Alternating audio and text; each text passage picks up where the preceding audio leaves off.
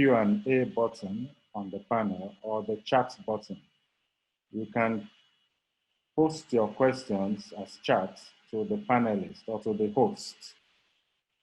You can post to the host or to the panelists, and then we'll try and select as many as we can. I understand the organizers will be recording the proceedings, and as many of you that show interest will receive the recording. It's now my pleasure to call on Professor Ashenua to start off this webinar with our views on the first topic, access to health records, information management, and public interest. Professor Ashenua. Thank you very much, Mr. Moderator, and thanks to HEDA for organizing this webinar and inviting me to share my thoughts on the broad theme of access to information for citizens during this COVID pandemic. And I'm supposed to be speaking specifically to the issue of access to health records, information management, and public interest. Although it is not my remit to speak broadly on freedom of information, but I think it's important for me to set the tone for this meeting by looking at some issues. Justifying access to health records is basically the same thing as saying having access to information on health records. And that is one of the concerns of the Freedom of Information Act. So necessarily, I would have to speak to what the Act says and why the paradigm that the Act builds upon. Basically, access to information is predicated on the fact that it is actually the right of people who are governed to know how they are governed and to have information on how they are governed. You cannot know anything about a thing except you have information about it.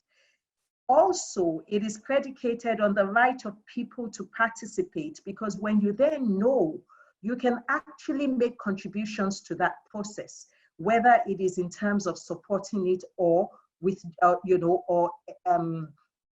reflecting your non-acceptance of what's being done. Then there's also the issue of making informed decisions. How do you make informed decisions? Like the moderator said when just in his opening remarks. So if I do not have information about the statistics, the data as are coming out, how do I make informed decision? If I'm under the impression that things are really not so bad and I am taking risks, it's also easy to say stay at home, stay at home, stay at home. But it is actually a lot easier to help people make informed decisions, for them to cooperate, for there to be a partnership when they actually understand the risks. But unfortunately, it would appear that we are still largely in the mode of the paternalistic state that thinks that it is only in the information that is adjudged by public officials that is good for people to have. So here we are, just like as the moderator mentioned, here we are, we do not actually know which private hospitals.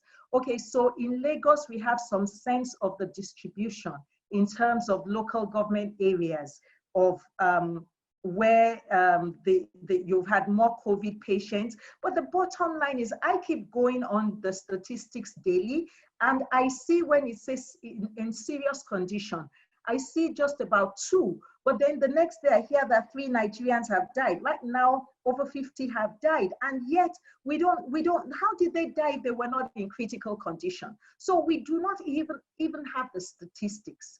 We do not, with the exception of the survivors who have spoken to us about exactly what happens to people who suffer, we do not know. And so for citizens to make the informed decision is pretty challenging. Of course, we all know that we're very interested because it's been in the name of people that donations and gifts have been made. And so we need also to know how that is, but that's somebody else is going to come on and speak to that. But it's really important that we go back. I think the time is right for us to draw attention of public officials to the fact that there is an FOI.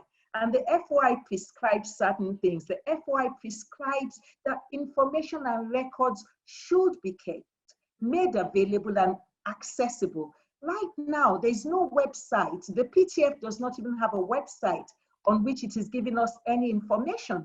If you miss the briefing sessions, you probably have, and the briefing sessions they don't give us sufficient statistics or data in a way that can actually be analyzed. It's just bits and pieces here, and so that is definitely not enough. It says information and records should be kept and made available and accessible for use, examination, and benefit. So health management records at this point in time, it's imperative that we move from these briefings.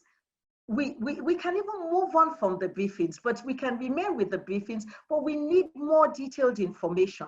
And we need the PTF to have a website. We need the states to have websites. We need a bit more information. We need a bit more information than the broad strokes that have been provided to us over time. I think it's also important for us to note, for me to emphasize that the bottom line is that we as civil society and as those who are interested in accountability and transparency, we also have an obligation to define the type of information that we would like to be having and the periodicity under which we want to have the information so that we will know, we will be able to hold government accountable. We've said to ourselves that we think we need a bit more information, but what type of information, what specifics do we want to be on the website of, say, the state committee and then the PTF itself, so that we define the parameters and then we're able to say, no, this is adequate, or no, this is inadequate information. So I will say, just as has been said, we need more statistics on what is the, how many people are in, by saying that some people are COVID positive, does it mean that everybody who's COVID positive is in an isolation center? How many people are in the isolation centers and the disaggregation? And okay, so what we know about the health management system is that we also need to know what exactly is the structure in every state. So we know NCDC is managing, but we need to know, let's see the organogram, let's see the organogram so that those of us who want to ask for information know exactly where it is that we're sending the information that we require to. So when we see the organogram, we know the different constituents of the organogram. We know what their specific remit is. Yes, it was an emergency at takeoff, but there is a bit of settling in now. And by now, it is critically important that we begin to have structures that will help us to understand how information around health records is being managed. And it becomes easier for us to make those requests. Like now, I would expect that at the state level, each state level, and I will call upon both the PTF and Lagos, which seem to exhibit some leadership, that they need to put out a guidance on how we can access information pertaining to health records. So they say to us, if you want this bit of information, you contact so and so. It is not the helpline that's going to help us with that. It is not the helpline that's going to help us with that. And I am not sure that it would really make all the sense for everybody to be sending all the requests to the Minister of Health or the Commissioner for Health or the leads. We need to have the offices whose duty that is specified in that organogram, and then we can make progress from that. I think that one thing that should definitely come out of this meeting as I begin to round up my contribution is that we need to help our governments make that shift. We need to help them make the shift, government at all levels make the shift. And that shift will be helped better when we draw the attention to the fact that there is an obligation to provide information.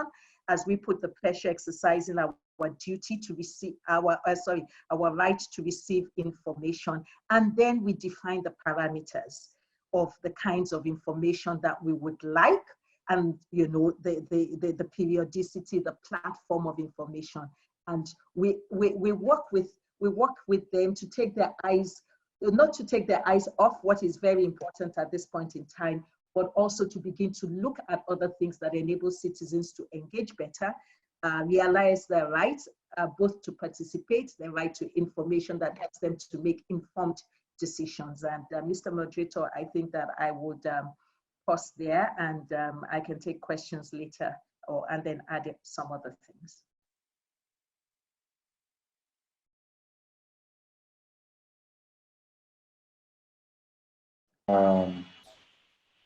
Professor Ashenora, you addressed the issue of why citizens really stories, and the both of them would actually be saying truth. And if you can find whoever is it that is misrepresenting the situation, the citizens must engage the process to hold them to account. And that is only when they will respect the citizens. That is when they will understand the need to make sure that we don't actually get the kind of treatment that has become, for now, the trend in government. The National Social Register suddenly became a controversial issue. This National Social Register was developed by the Social Intervention Office of the federal government, and it's been in the process since 2016. It was a production of contribution from state governments.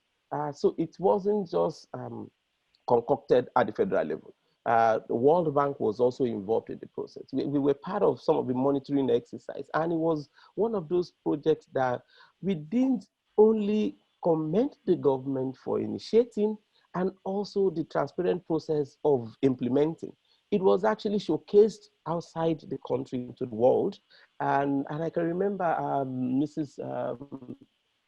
Ways, Miriam, was actually also given an award by the World Economic Forum for the implementation of that project. But sadly and unfortunately, it became politicized when the project was moved to the Ministry of Humanitarian Affairs. And rather than embracing what was on the ground and effectively implementing or improving on it, there was an attempt to stop it, to investigate whatever it is that was meant to be investigated.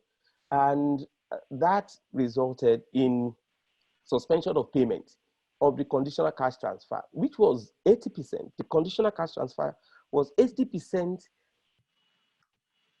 funded by the Abacha loot recovery and 20% from the federal government. And it was meant to go round the whole country with about the original mapping of 2.8 million of households, and about 900,000 of them were already enjoying the conditional cash transfer of 5,000 naira a month. The politicians, for who they are, looking for every opportunity to either circumvent the process, unduly politicize the process, and also seek media attention, started launching what was already implemented for more than 3 years. Started launching it about 1 month ago, just to show that they're already doing stuff. And rather than restricting their statements to the conditional cash transfer, they started representing it as the palliative for the people. And that was not palliative. That was the conditional cash transfer that has been going on since 2016. And it took, several interventions from civil society to actually correct the Minister of Humanitarian Affairs and say, no, this is actually not the palliative, and we're expecting different things as palliative, different completely from what has been actually also going on. And in terms of monitoring the implementation, the World Bank, the Swiss government supported some civil society organizations to actually monitor the process. And they've been monitoring the process and also reporting on it before now, until about a month that we saw the politicization of that process. The World Bank 50 billion naira SME loans. Where I can remember that our organization actually issued a statement immediately that was announced, and we made it abundantly clear that the central bank, as an organization, as an agency of government, does not have the history of transparency and accountability. And for that purpose, and for that reason, we can't trust World Bank to just be giving such blanket check of administering another 50 billion naira. That we, under this emergency situation, that we would not have not only proactive disclosure but consistent information about the criteria, the selection process, the beneficiary, and the disbursement, even the refund or the utilization of those funds. Unfortunately, that was never advertised. At the point we just heard sometimes last week that, oh yes, they have applicants already for the funds who are going to benefit from it. And this week, ending today, we heard about 3,000 beneficiaries, over 3,290 something beneficiaries are already receiving the fund. And this is really quite interesting. Even though the procurement law made some measure of provision for waiver under emergency situations like we have with the pandemic situation, it still allows for not only transparency and accountability, it also mandates the agency to ensure that discretion are exercised in public interest. So the public interest now is what we must be the one to determine. It's not going to be the government agencies to determine what only be public interest or what is considered public interest. And that is very crucial because the CBN is doing another one, which is about 2 trillion naira that is already been proposed as stimulus for big businesses. So if it should get away with this 50 billion naira, then you can be sure that it's going to be the same experience when we get to the 2 trillion. And the federal government is already gotten about 3.4 billion. Well, it's been said to be loan. It's in another way said not loan from the IMF, which the minister cleared and said, no, this is the shareholding value of the Nigerian government in the IMF. So that has already been approved. World Bank has been approached again for another $2.5 billion. So as the government will be making some more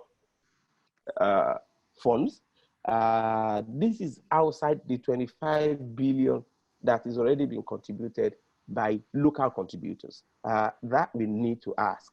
We must also engage the process. 5 billion was also allocated to Lagos State government from the federal government, 10 billion to the other states. Where are these monies? What are they doing with it? And our demand for accountability, like I said in my opening remark, is not only about criticism. It is not also just the purpose for which we're requesting information. We can request for information, and that is also captured under the FOI. In fact, under the FOI Act, you don't even need to disclose the purpose for which you are asking for information.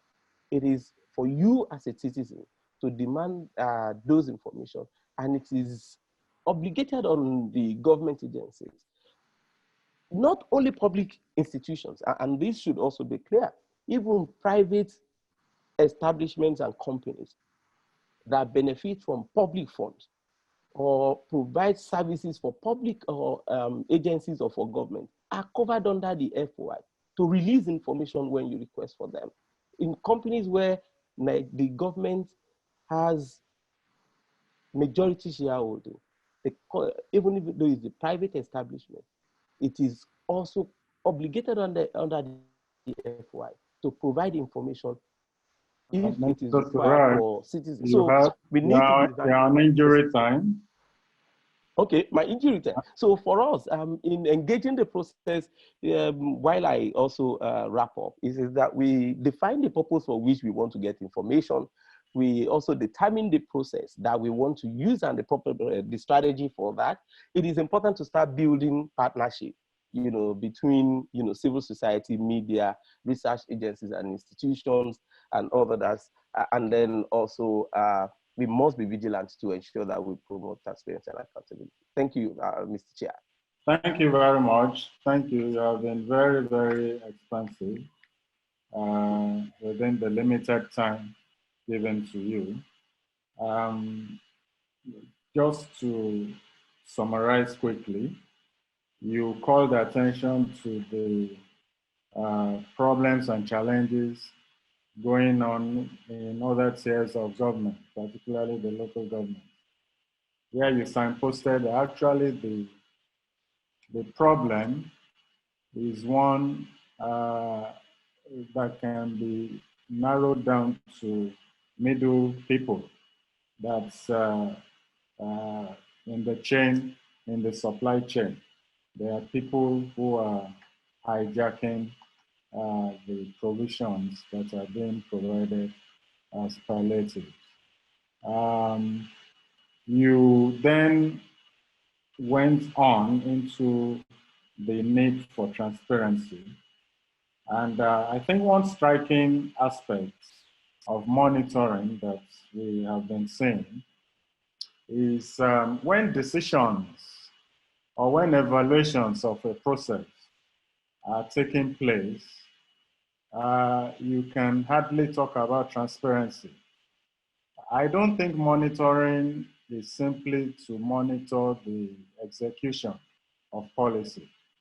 I think even in the drawing up of a policy and also in the design of a policy, as well as the evaluation of feedbacks, I think transparency issues should also be addressed, which is why I think the point you made about the disbursement now of 3,000 plus beneficiaries to the SME loan is in fact worrisome.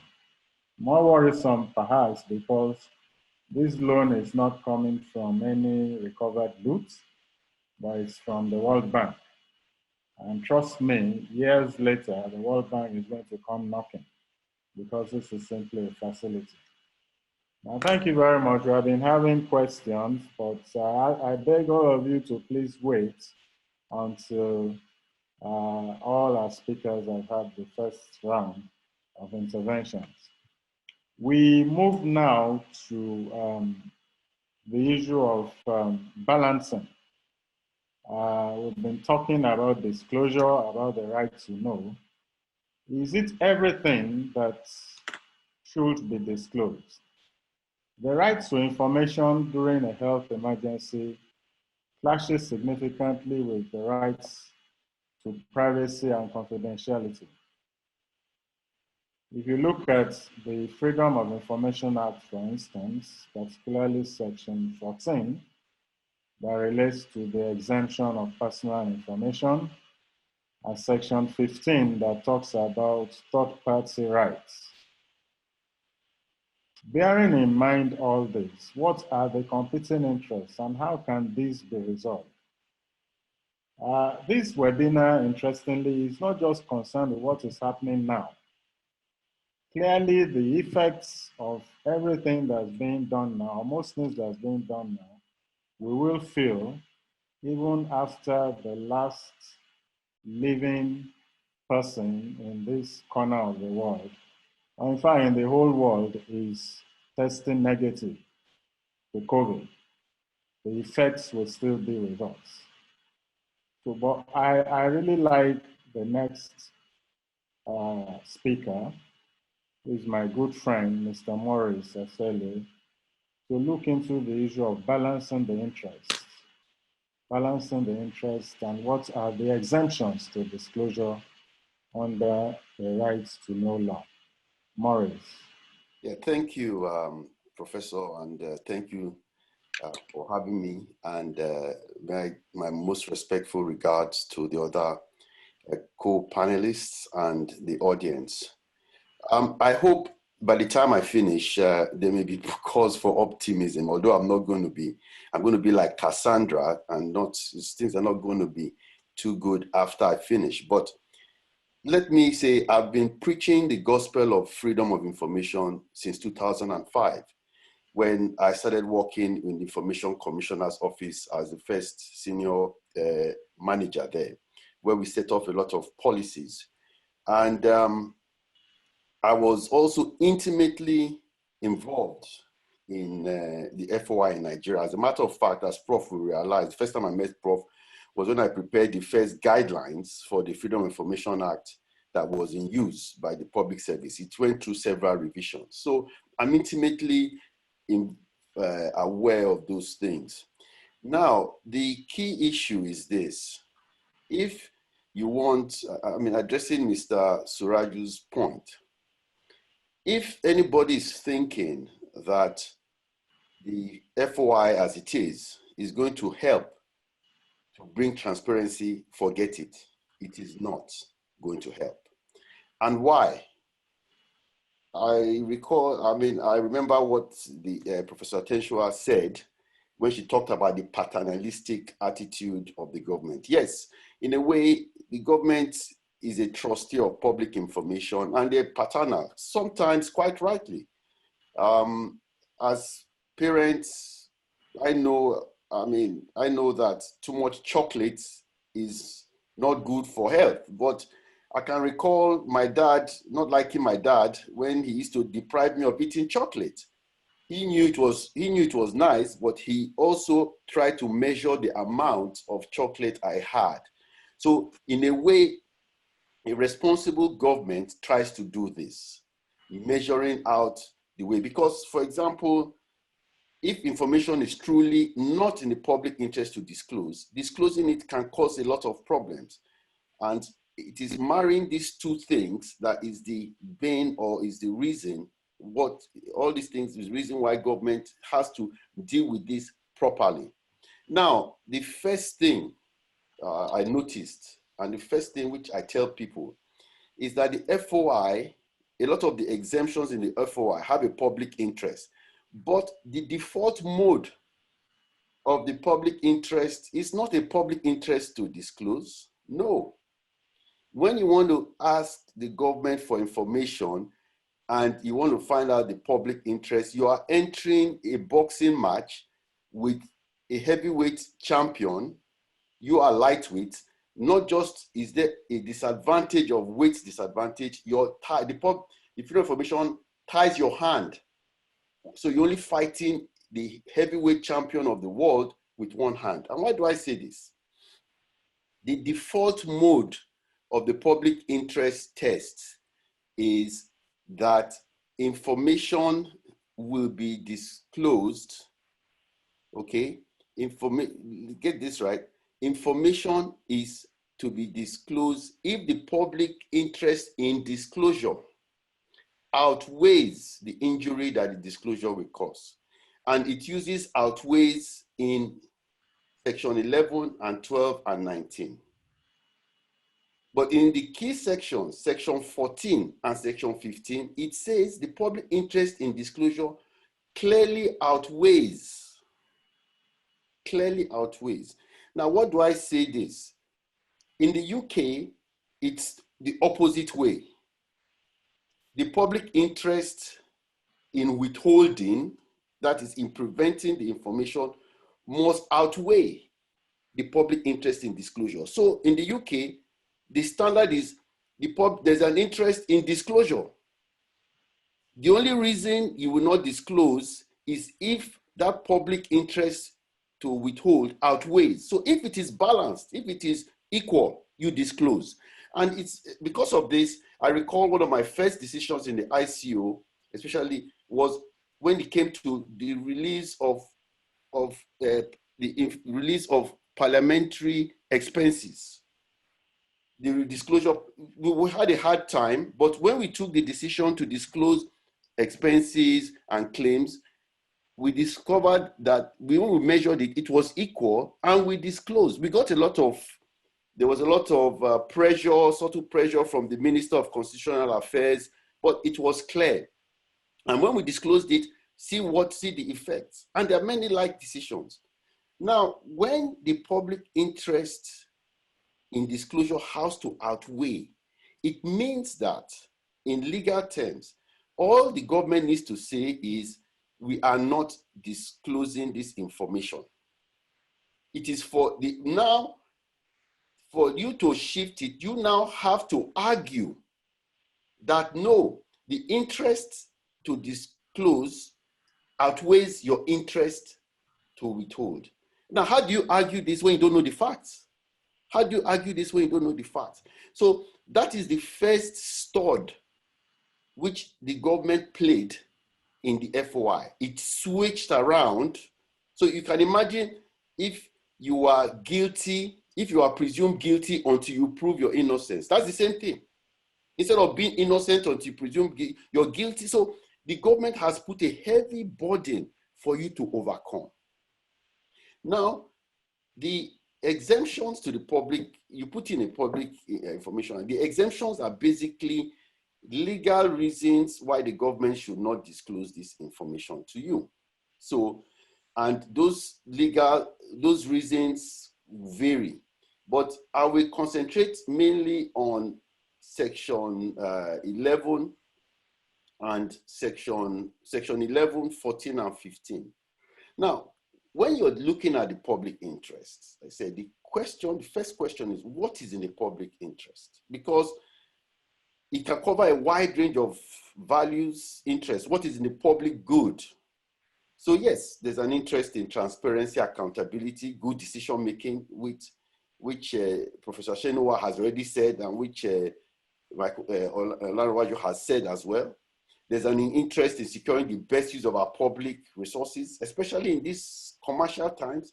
And we shouldn't forget, there's an interest in ensuring fair commercial competition in a mixed economy, because hey, if the economy has to go on, because so if the government is giving procurement to X people to convert their factories making X to doing face masks, it also helps the economy. Now, what is the interest in, because we should have to differentiate between what is in the public interest and what interests the public. So for example, is it of interest to the public that former vice president's son had COVID-19? Yeah, it might interest the public. What is that in the public interest? So those are the first issues you need to determine. Now, when you're looking at arguments in favor of disclosure, non-disclosure, the government must always balance it. So you must always say, okay, you know what? Let me bring the arguments in favor of non-disclosure and the arguments in favor of disclosure. Now, non-disclosure, which the government may say is, well, you know, there's an automatic public interest, because the public interest is assumed in all the sections. Because if you, for example, if you look at section 14, it says if the public interest clearly outweighs the interest of the person, or if the public interest clearly outweighs the injury to the person. So there's already an assumption of the public interest. All the government needs to do is to find out whether it has engaged in that exemption. And once it has engaged, it doesn't need to argue again about public interest. It's assumed. It's for you making the request or the application to now argue that your argument for disclosure has to outweigh the public interest. Now, what are the public interests that will favor that an applicant can profile in favor of disclosure? As has been rightly said, yes, promotion of transparency, because with the amount of money being spent now, if we do not know how the money is being spent, how it is being deployed, then we are on the back foot, because as the moderator said, these are just loans or facilities. One day, the lender is going to come knocking on the door. There's a public interest also in transparency and in suspicion of wrongdoing. How can, in a whole estate, you just bring one agolo of palm oil or groundnut oil, one spaghetti? Are you going to divide? Even me, myself, my son here can even finish one whole packet on himself. So, I mean, there's obviously suspicion of wrongdoing, obviously. And as Mr. Suraju said, it's not also only about wrongdoing. It's also about presenting a full picture of what is going on. If you're saying this and the NAFDAC man is saying that, we need to know a full picture so that the public can make a well-informed determination on how to proceed, make well-informed decisions of how to proceed. Now, when you balance all the public interests, yes, to balance, you think of the likelihood of injury, the severity of the injury that could be caused if you do not disclose, and of course, the age of the requested information, because the information, the severity of information deteriorates with age. So it may be that there's some information the government may not be able to disclose now because it's too close, and after probably a year, 2 years, 3 years, they can disclose it. And of course, also information already in the public domain. For example, it could be argued that some of the information disclosed by Mr. Suraju, if he can disclose it, is already in the public domain. So what do you want to know? But again, we need to know so that with Mr. Rumor Mill, Mr. Dempsey does not come into effect. Now, let us look at a typical, looking at COVID-19, let us look at a typical freedom of information application under COVID-19. Now, I will ask, if I was the person, how much money has been spent? How much is involved and how is it to be financed? How could things have been done much better? And who are the public officials currently being treated in private hospitals? I've just drawn up this just as an example to people who want to ask, who want to make freedom of information applications. Now, what if I was government, what exemptions would be applicable? Well, okay, the first exemption we can consider is Section 11, which says a public institution may deny an application for information which may be injurious to the conduct of international affairs and the defense of the Federal Republic of Nigeria. Well, I'm dealing with the latter half, defense of the Federal Republic of Nigeria. Are we in a war? The government may argue, well, we are in an economic war, we are fighting an invisible enemy. This could affect, we're in the war front, because this could affect the well-being, general well-being of the population. So yes, if you do say we're in a war, then the government may be able to apply this exemption. And in applying this exemption, it is now, so once the government says, yes, we're in a war, we've engaged the exemption. So the ball is now like table tennis. We've now played the ball back to you to argue that the public interest is not disclosing this information, that the public interest in disclosing this information outweighs the injury that will cause to the defense of the Federal Republic of Nigeria. Now, without knowing some facts, how are you going to do that?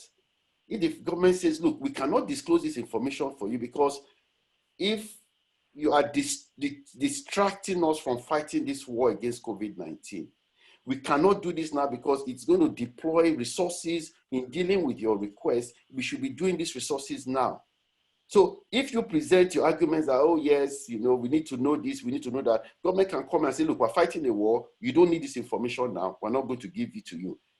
Now, if you're unable to, if it is equal, 50-50, the government will not give it to you because you have not outweighed. Now, let us look at the other aspects, the other exemptions that could apply. Section. Can you do that, Maurice, in 2 minutes?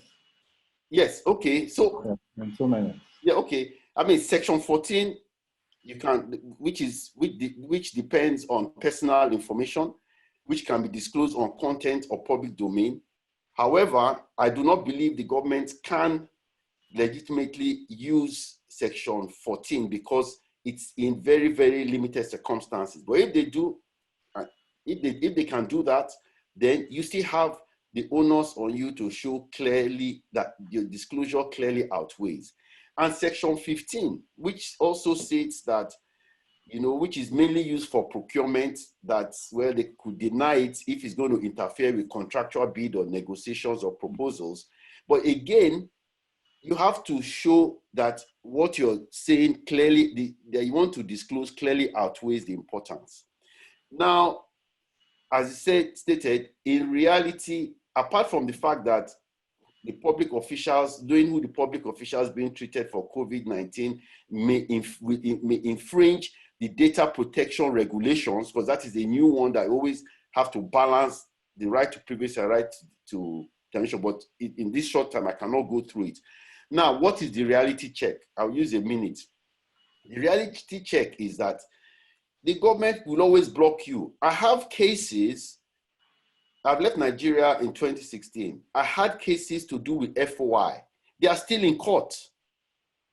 2014 cases are still in court. So by the time you put in the procedural, you go to court to apply, you're blocked there. And by the time you get it, you can imagine an application to get information 2014 is now 2020. Of course, it's deteriorated with time, but who needs that information anyway? So until the infrastructure is built, the FOI is merely a tick box exercise. It guarantees nothing. And that is why civil society, the issue is to take it, to change the rules of the FOI to make it more proactive and more alive to what it's supposed to do, which is disclosing information. Let disclosure change the presumption of withholding, change it in favor of disclosing. So I said, that is what I have to say. It does pain me a lot. And one more thing, it's not only in Nigeria that people have been caught. Yesterday, my wife works for the NHS. Yesterday, it was in The Guardian that somebody in the NHS was caught. A manager has set up a procurement company to get contracts. My apologies. The first thing I said is, "Na Niger person with this." They say no. I say, thank God. So in Bobo, they do the same thing too. So it is not, people are also taking advantage. But unlike here, where you have investigative journalists to dig up this information, in Nigeria, it's very, very difficult. Thank you very much. Thank you very much. Thank you. Very, very interesting perspective. You looked basically at the provisions in the Act. I kind of lost you there when you used the chocolate analogy, because I'm also very fond of chocolates. But I think the essence of what you're saying is that the formula in Nigeria is stacked against freedom of information advocates. Well, we can have a discussion on that after Professor Odunton, but I'd just like to leave this to you for you to think that, don't you think that whereas in a developed country, that reverse might work, in the sense that, yeah, it's, there must be a public interest not to disclose, outweighing a public interest to disclose. Because normally people will want information in such places. Whereas here, the issue of the public interest to disclose outweighing might not really be much of an issue when a court considers the level of literacy and education. When you balance that, really, when you look at it, I am persuaded that the courts might probably want to be much more liberal. Because look, it's not really for the litigants to know these issues, it's the courts. And if the court does not have sufficient information from government to take a decision, it has the right to ask, whether in camera or in public. But I think the issues you raised, they are well taken, and I believe that for advocates and for information seekers, they're going to be very much prepared about this. You have a load of questions, Maurice. So just grab a cup of tea and let's invite Professor Odunton to talk about whistleblower protection and anti-corruption efforts. And this one really, just as Maurice said, yeah, you do have conscientious public officers who go out of their way to provide information and to disclose rot in organizations. What kinds of protection are available for such officers? And it was reported, for instance, in one of the states that the chief epidemiologist, I hope I got that right, it's one of the chief medical officers, was actually sanctioned because they refused to manipulate test figures. So these are examples of people who are public officers who are doing well in government, who are conscientious, but who are being punished or victimized. To look at that topic, let's welcome Professor Odunton. Professor Benga Odunton, welcome. Thank you very much, my prof. Thank you also to the organizers of this forum and this very topical conference, webinar. I have to congratulate them, especially because at a time like this, when everyone is submitting to the primal fear and the sadness of losing friends, family members, it's quite easy to forget what we really have signed up to as intellectuals and elites in society. So it is a good thing that we are doing this and that we are doing it right now, because this is when it matters most. I do wish we are able to disseminate this quite far and wide, and that even if it helps in netting one or two people who are dipping their hands into the kitty at the worst possible time in any country's history, then which will all have been worth the while. I think it's needless to say that we should expect that corruption will be rife right now. This is Nigeria we are talking about. These are human beings we are talking about. Just as the last speaker said, a lot is happening everywhere.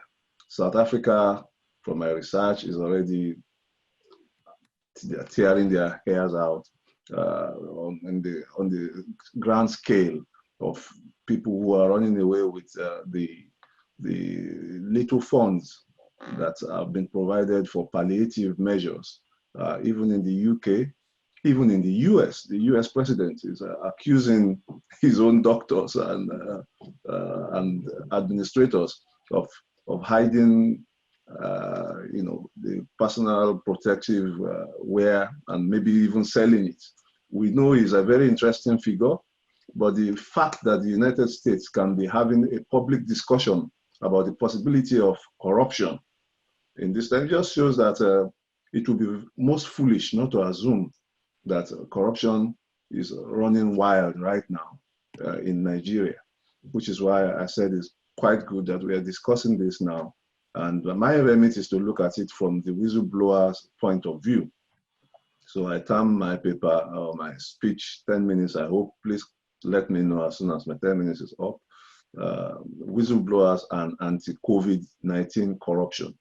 So there is such a thing called anti-COVID-19 corruption.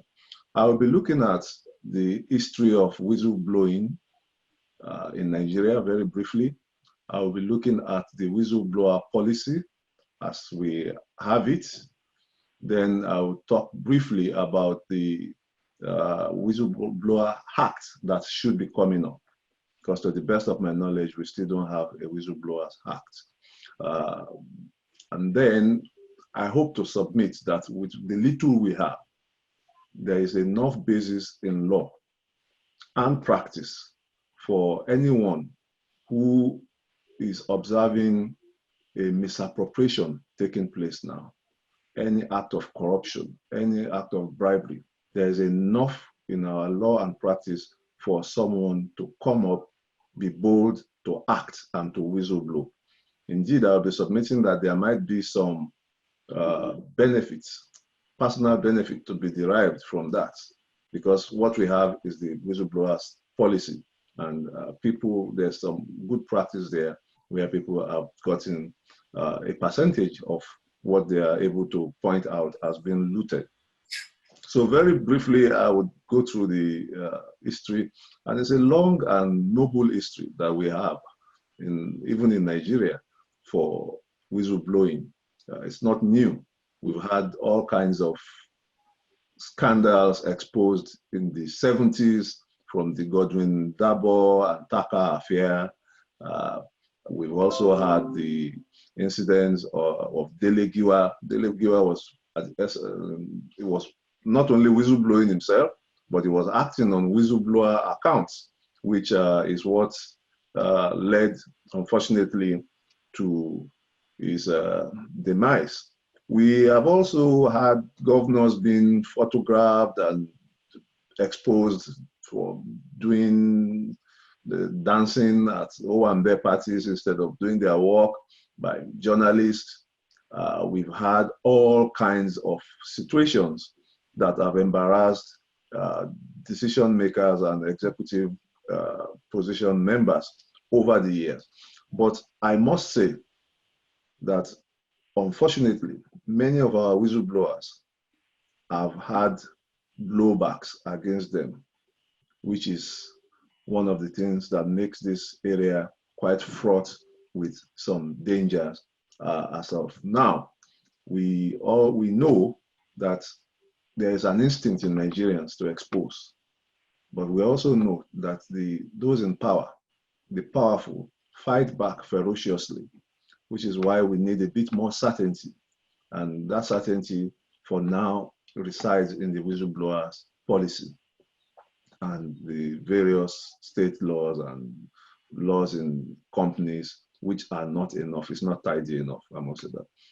But like I said, I keep wanting to reinstate or to repeat the fact that this is not new to us. We have that practice. The Yoruba say, "Eti oba nile, eti oba ni oko, eyan lo njebe," which means that the king, the executive, should be able to rely on whistleblowing, on people telling them what's going on in the farm, what's going on in the town.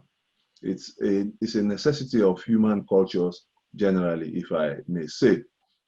Now, in terms of our laws that guarantee the right to come out and say something is going on right now in the NCDC, I'm aware that a member of staff has already gone to acquire land. I'm aware that he walked into our compound with a Ghana must go full of money. I'm aware of whatever, God knows what horrors are going on now. The constitutional guarantee you have of your freedom of expression is perhaps the first thing to rely on. We have the Constitution of Nigeria, Section 39, giving you that right to whistleblow, to express yourself freely. We also have the African Charter on Human and People's Rights.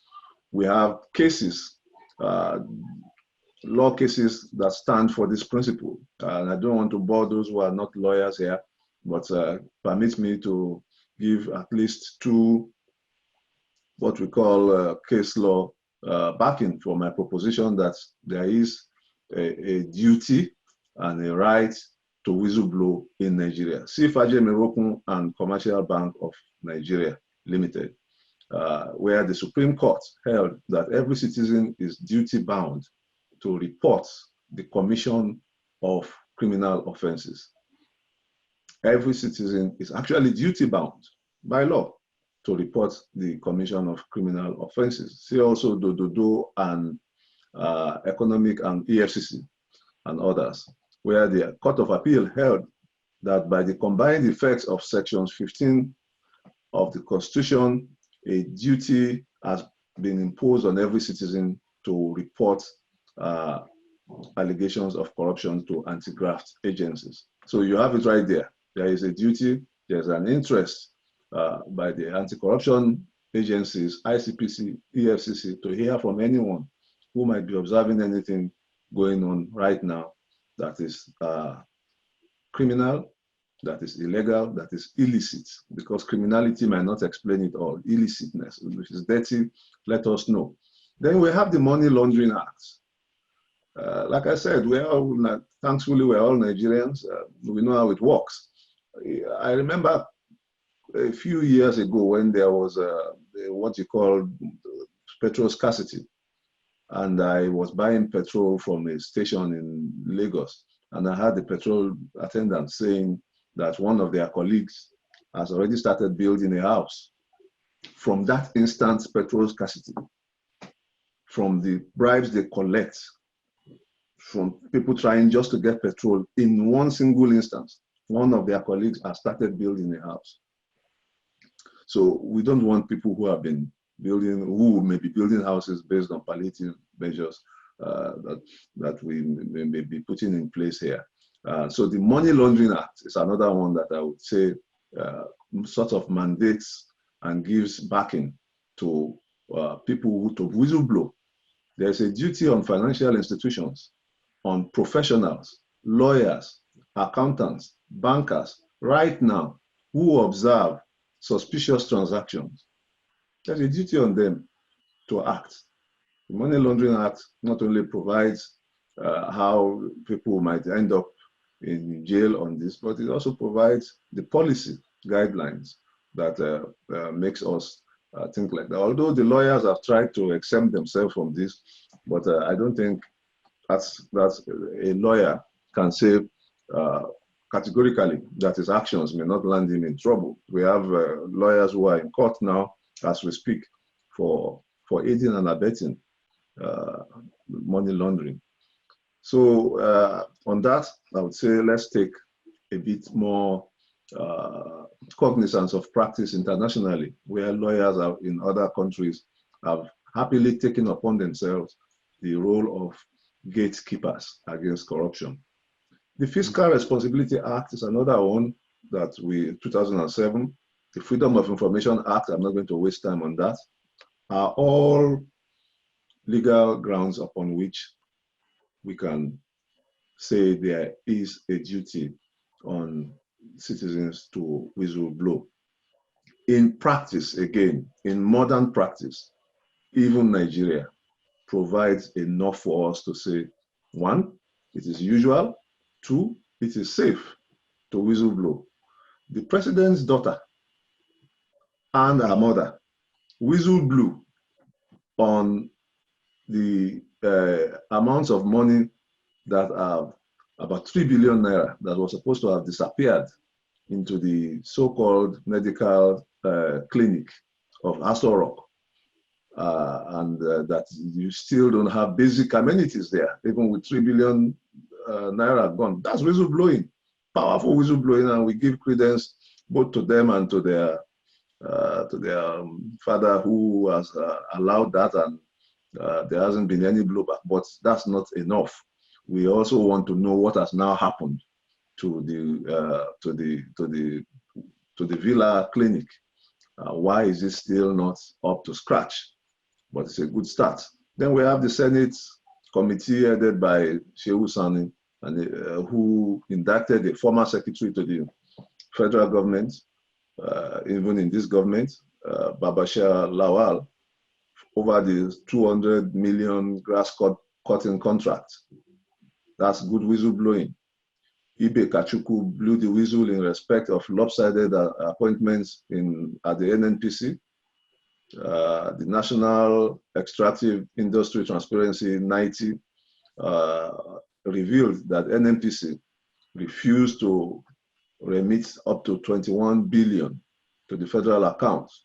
So at all levels, whether you are in public service or you are outside public service or you are in the civil society sector, there is enough practice.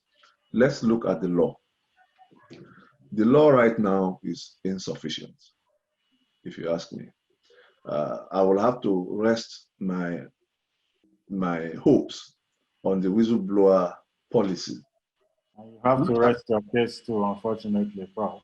In how many minutes? In how many minutes? 2 minutes. Oh my God. Injury time, 2 minutes. All right. Just when the best is coming. All right. Injury time, 2 minutes.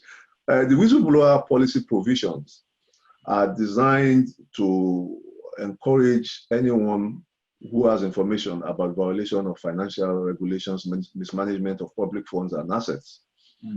That's good. And there's actually a reward for doing so.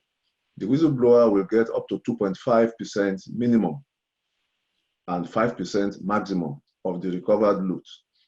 As a matter of fact, if you don't have much doing, I think there's enough ground to say go and snoop around anyone who might be in the medical, in the administrative sector, in Lagos State, in any of the states where they are getting billions upon billions. I think what I understand is the government itself has spent up to 22 billion naira now, and that everyone, good citizens of Nigeria, our good moneyed class, have gathered another 25 billion into the hands of government. It is good business to follow this money now. There's 2.5 to 5% maximum of the recovered loot to play for if you have that. And there's an assurance under this whistleblower policy that if you feel you have been treated badly because of your report, you can file a formal complaint. The policy is still being housed, to the best of my knowledge, in the Ministry of Finance. This is one of the things that may not be ideal. But we don't live in an ideal world. The ideal world will probably happen when we finally have the passage of the Whistleblower Act. And the Whistleblower Act, I see no reason why it should not be out now. The previous Senate was celebrating that they've got it all wrapped up.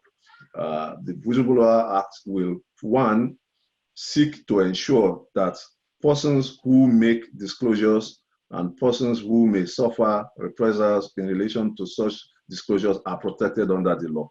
That's the first thing they want to do. They also want, two, that the law should make clear who are the people qualified to make disclosures of improper conduct and the procedure that they should follow. The third thing the Act will do is to make sure that nobody is subject to victimization, and lastly, that nobody is victimized, dismissed, suspended, or declared redundant as a result of disclosure.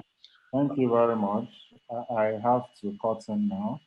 Good. Because, you know, we also want to give room for a number of questions. Actually, there are 2 questions already coming in from you. I don't know how much time we have left.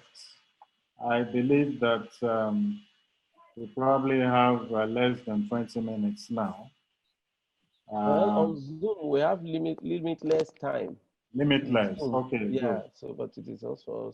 So maybe we can, Prof, let's get back to you. I'll give you 2 more extra minutes. Is that me? We'll have 20 minutes interaction. Okay, my last 2 minutes, if I use up, even if I use it up, will just be saying what I have said, which is there is enough in Nigerian law for us to act now and to encourage anyone who has information or anyone who is observing that anything is going wrong to let us know, to whistleblow.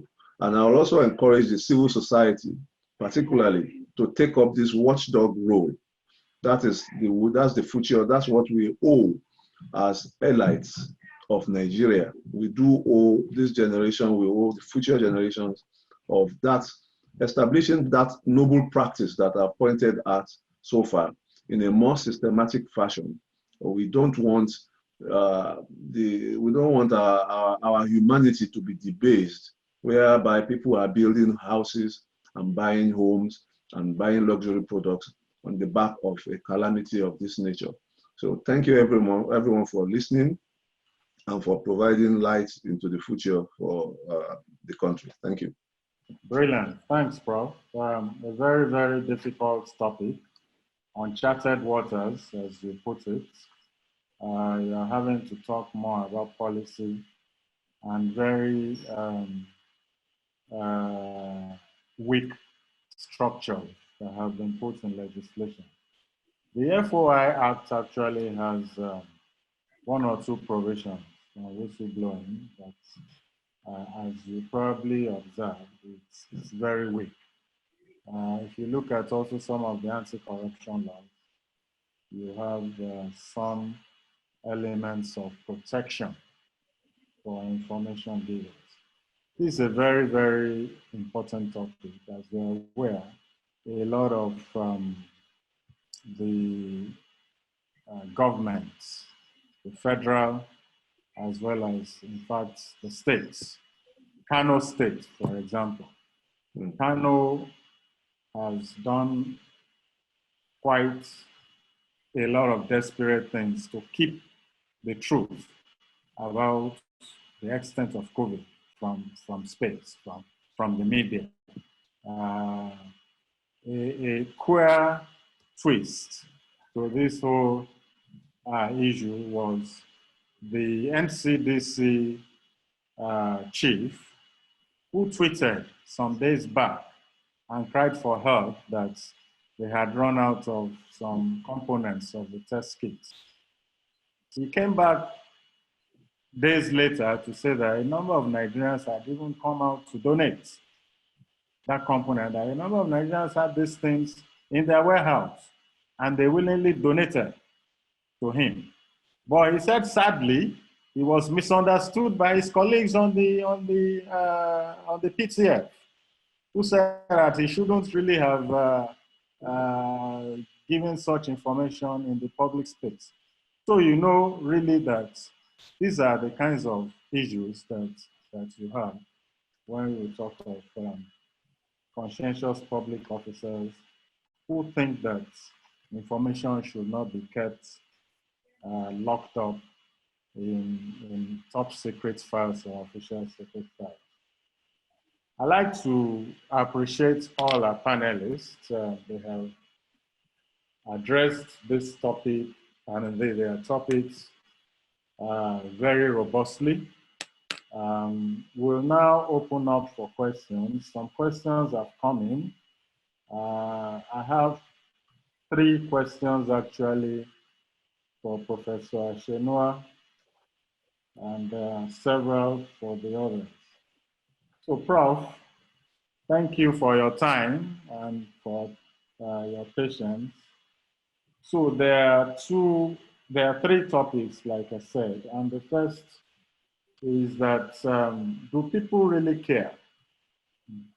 Do Nigerians really care about information? What do you think the 70 million odd Nigerians who really don't care about information? When I say 70 million, that's out of the 200 million. This person says 70 million odd Nigerians don't really care about information. So why should government really be bothered about sharing information? That's the first question. And the second question looked into the issue of post-COVID measures, post-COVID situations. People who will be needing cause of death certificates, autopsies, results, records of their loved ones, of their providers. If they don't even know the facility or the measures taken to take care of this person, how will they access some of this? Do you think first that are they entitled to it? And what measures can government put in place to see that after all this is done? Because you need all these things when you start processing entitlements from officers. You need all these things when you start processing wills and letters of administration. How do you think this can be resolved? Prof, you can take this in all of 5 minutes, I think. And then if you need to add more, you can do that. Thank you very much. Thank you very much, moderator. I'm glad you're giving me all of 5 minutes and a bit more, because I think I was a very, very compliant student. You started off with 7 minutes, and I tried very hard to do that. And but I saw that I could have taken a little bit more. But then I won't belabor the issues. I think it's really important for me to emphasize that what we need, when I did my presentation, I'll just start off with that. I tried to suggest what I would call helping to unpack or shift from the default mode. The default mode of government is don't give information. I am not always sure that it is consciously because they don't, in this particular case, want to give information, whether it's well thought through. I think it's just because the default mode where we're coming from is official secrets. All information is government's, and government owes nobody.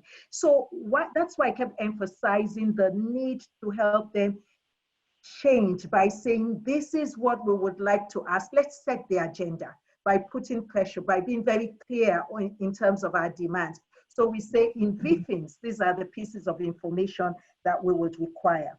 So one of the questions you said for me is, what do we do about the 70 million people who don't really care? I'm not sure that they don't really care. And this is where I'd also like to say something about what Maurice said. You know, the interest of the public in knowing may actually add no public interest in real terms. But you know, there's a sense in which as human beings, we are curious. We just want to know. And it is when we know that we then walk through and see, you know, you can sometimes say, you know, I didn't even know that piece of information was going to be valuable after all. So there are times that we put out information as part of helping people understand why they need to have information. People just need, they may be so used to thinking, what's my own? That's the average reaction. What's my own? They'll still do what they want to do. But when we put information out, we build the people capacity. So we begin to use that to show them why information is important. And as they sift through it, they see how their life is impacted by things that are being done that they hitherto had no information about. So I think that even if 70 million Nigerians don't care the hoot now, we should still give them the information. All that matters is that even if it is only 1 million Nigerians who care to know, their interest in knowing is no less valuable, because it is in that wealth of information that you are also able to pull out what is really significant and helps you to shape whatever interventions would come up. Post-COVID situation, you know, what happens when people will then begin to need information? These are the kinds of things that I think we can say. We can begin, okay, so public service, we're gradually going to be going back to work. If we don't set the agenda, those who are, okay, so let's say that those in the front lines are not going to be able to answer those questions. What of those behind whose record keeping is their job? Why don't we define what it is that they need to begin to do now? So we say that I think it's important that I know the facility in which my loved one died. I need to know the time that loved one died. And, you know, I need to know what complications set in to make, you know, that, you know, you can say it's the immediate cause of death and not just the COVID itself, because the COVID will then trigger other complications, so that individuals also can have psychological closure or emotional closure and know that this is exactly what happened to their loved one, rather than this vague thing. So really, and I hope that that will be the next line of action, to step out of this webinar and get a group of us begin to say, these are the parameters of information that we can then demand. And we can then use that to shift government, you know, at least engage, hoping that along the line we can shift them from non-disclosure to incremental disclosure. And they see, like we've said, that it's not always about antagonizing, and it's not always about saying that government is not doing the right thing.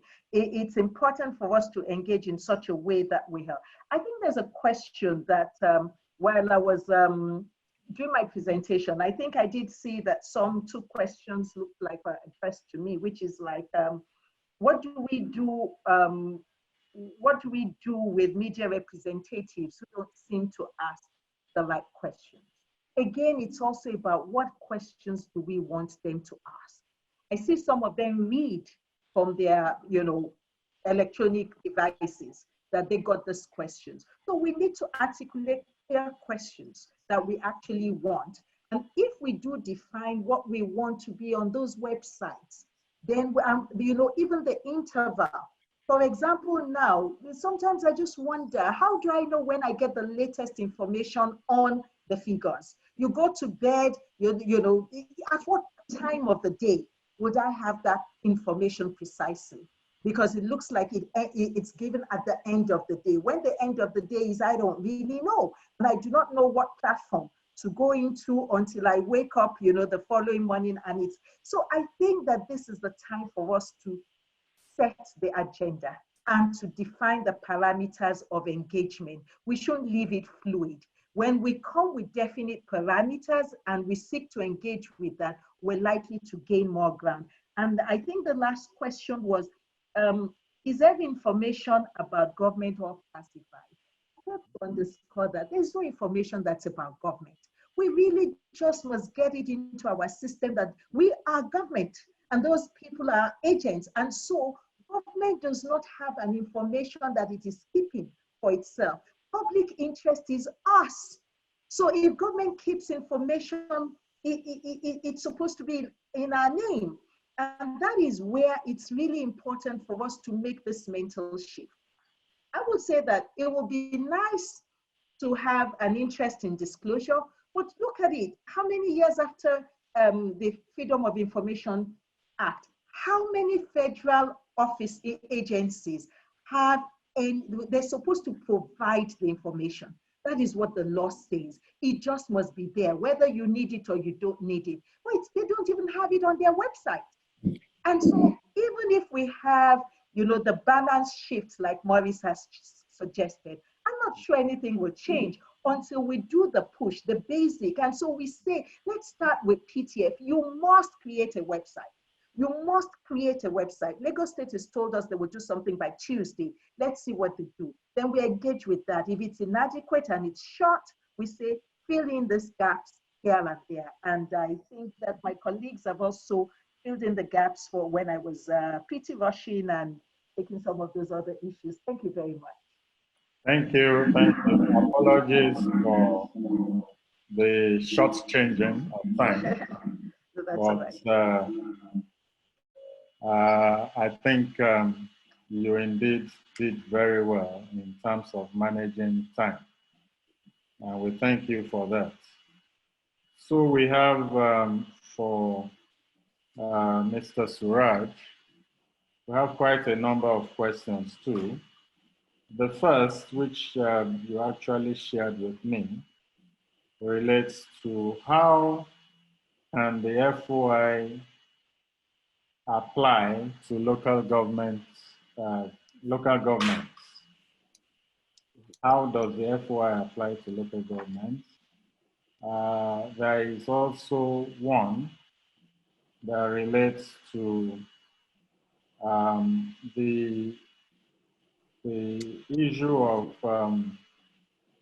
unsolicited information on social media. Unsolicited information on social media. And also the need for a balance. This is what the questioner is suggesting, that the interplay between this freedom of expression, or this abuse actually of the freedom of expression, and also the need for safeguards. We referred, for instance, to the limitation in the National Data Repository. I believe he's referring to the social register there. And so his question really is, how do you balance this? And I'm going to ask Maurice also to weigh in on this. But first, I think for you, Mr. Suraju, if you good enough to take that? First, the local governments, and then social media. Mr. Suraj. Thank you very much, Prof. With the local government, for us at the civil society level, we strongly believe that the FOI Act actually covers the field, meaning that, you know, the federal, state, and also the local government covered and obligated under the FOI Act. Some of the state governments have really tried to derogate from that by also, as some enacted their own local or state version of the FOI Act.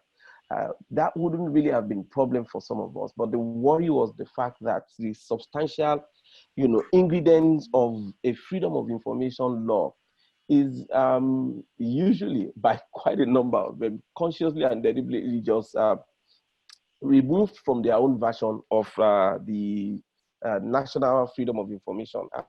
And it's more like an agenda on their part to ensure that they water down the potency of the FOI Act. So we've had reasons to challenge some of that. And a number of them refusing to respect the FOI Act deliberately went to court, okay, where they went to also challenge the action of civil society organizations. So as it is currently, there's a balance, and which is a problem with our judicial or the judicial system. The two different Court of Appeal decisions are pending now. So it will go to the Supreme Court for final decision. One Court of Appeal, I think in Enugu, was saying, no, that law does not actually cover the states, where the other one in Akure has already ruled that, you know, the FOI Act actually covers the state, and by extension, that is also the local government. So, but for us, the obligation is on government to actually give account of whatever it is they are doing, and in the absence of proactive disclosure of information. And that is one of the things that the FOI Act said. You don't even need to disclose for what purpose you want to use the information. And I completely agree. Where there is a national threat, it's about the national security.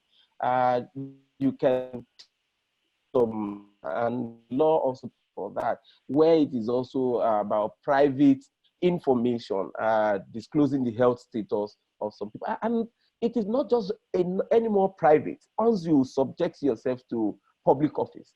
So you can't say it is my private information or it is my private record. If you're aspiring for public office, we need to know who you are. We're not just going to vote for someone who have a already established terminal illness that he is going to office to just go and use the public fund to either take care of his health or even shortchange the process and die in office with no time, and you will have to spend money conducting another election too. So the moment you subject yourself to public, you know, appointment or election, then it is no more a private affairs for you to deal with.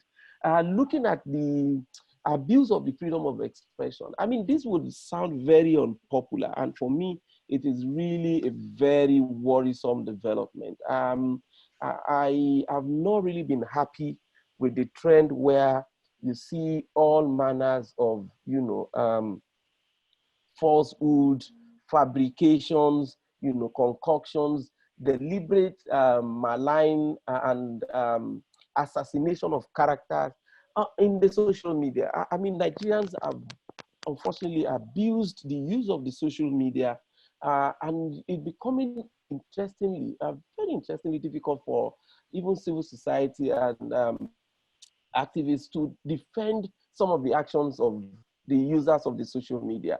Many of them, it is a different ballgame when these things are done, you know, unconsciously or, you know, are done out of ignorance. But this is where things are consciously done deliberately, with the obvious knowing that this is actually a false information, but for whatever benefit or motivation, then it is done in the sense of with the freedom of expression. But there's a limit to the freedom of everything, even freedom to life, the rights to life, has some limitations to it, and there can be also derogation from that. So when we want to exercise some of these so-called freedom and rights, it is important that it is done within the ambit of the law. And I was speaking to another gathering last week, and my point was very clear. When you will say, oh, there's freedom of expression in the UK, it is completely untrue. There's a limit to how much you want to express yourself. So go and ask a journalist to publish a story in the UK, or even a civil society organization to publish a report that has not been deeply verified. They would object because they know the implication of the libel case. So if you are taken to court and you are unable to prove or verify the source or the claim in your publication, it can bring about the complete closure of the organization. So for there, as much as they freely express their opinion, they are also, you would see that they actually abide by the basic and the other forms of laws and standard that is expected. And for an average journalist in the UK, you won't see them publishing a story that they just got yesterday or 2 days ago. It takes weeks, it takes months, because they would have to verify. So for us, we must also move beyond just publishing for the sake of, attracting commendations and the rest of that, but for the purpose of actually educating the public, or also promoting accountability and transparency. Thank you. Thank you. Thank you very much. Thank you. Those are very important points. Now, from the audience, I can see the hands of Bonnet Emmanuel and Ime Ikwan. I can see both hands up. Can I ask you to send in your contributions by chat? I'm not sure we'll be able to unmute speakers because that might take more time than we thought.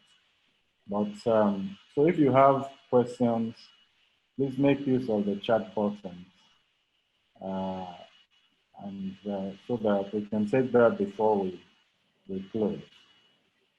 For Mr. Morris, there are two questions here for you too. The first is, whose interest is involved in disclosing the details of an infected person in a health facility, or who probably died before being taken to a health facility? So there is, both are issues of health, and we are looking at a deceased person. Does the private rights claim, does it subsist after death? And why isn't it easy just to disclose the details, identity, and things like that? That's one. The second is right up your alley, and it is whether the military is above the Freedom of Information law. Is the military organization above or beyond the Freedom of Information law? Morris. Yeah, the issue of whose interest it is for an individual, whose interest is to disclose the health status of an individual. If I'm right, that's the issue. Now, it all depends, because first and foremost, don't forget, with the FOI Act, you have the data protection regulations as well, which protects privacy. So there's always a clash. Whose interest is it? I would say it depends.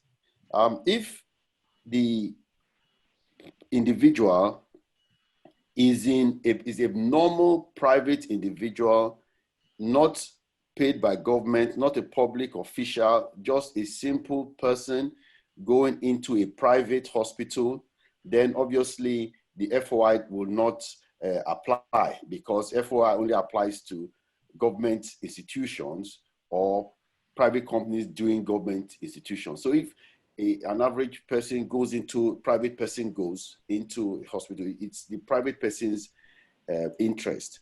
If it's a public official going into a public, into a hospital, it also depends, because don't forget, there's always also a right to privacy of health information. Now, that right should be sacrosanct, except on certain issues. For example, if you're going into the public domain, you're going to be public elected official, then in a way, it all depends. Don't forget, one of the issues of data protection processing is was it fair? What were the expectations of the person when he gets in there? So, for example, if I, as a private individual, should go to to a private hospital, why should my personal history be disclosed? If it is disclosed, will that not prevent other people from going to? If I went and some other people said, oh, it's been disclosed to the whole world, will it not prevent other people from going? So there are a lot of issues at stake. Let me first also say that somebody that is deceased, as I said, the right to libel goes when you're deceased.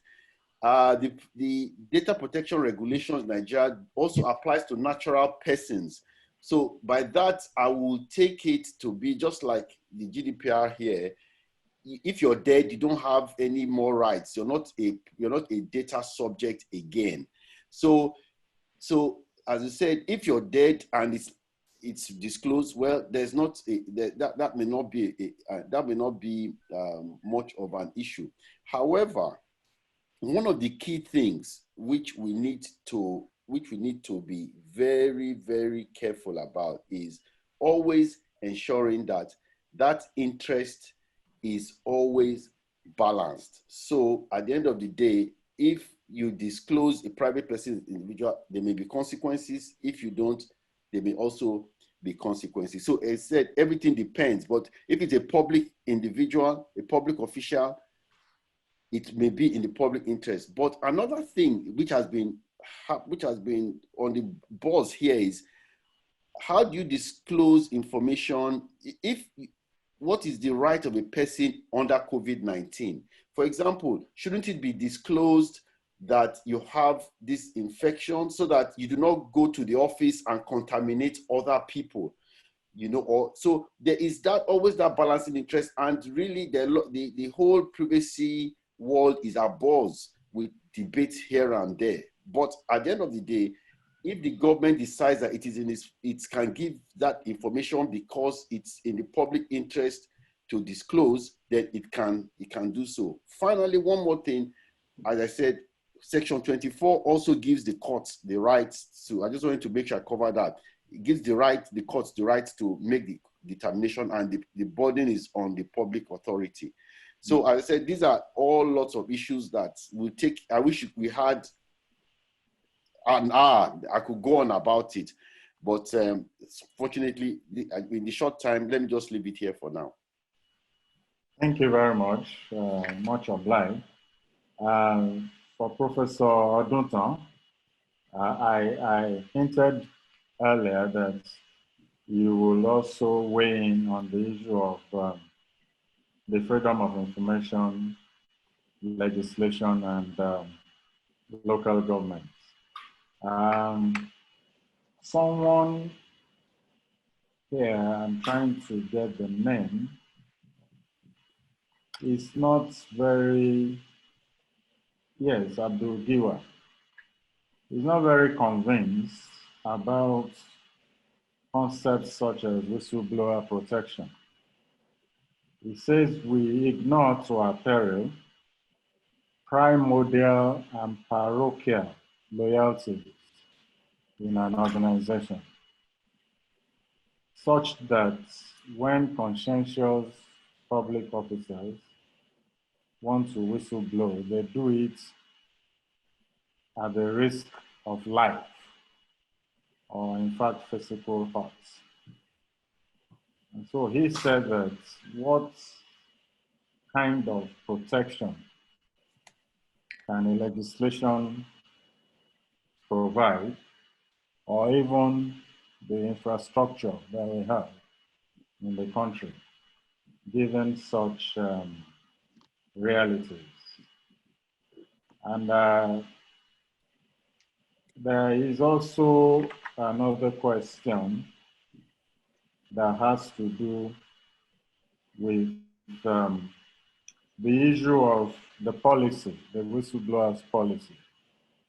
A participant wants to know exactly where we are with that policy now. So, can I just crave your indulgence to go over the first question very briefly again?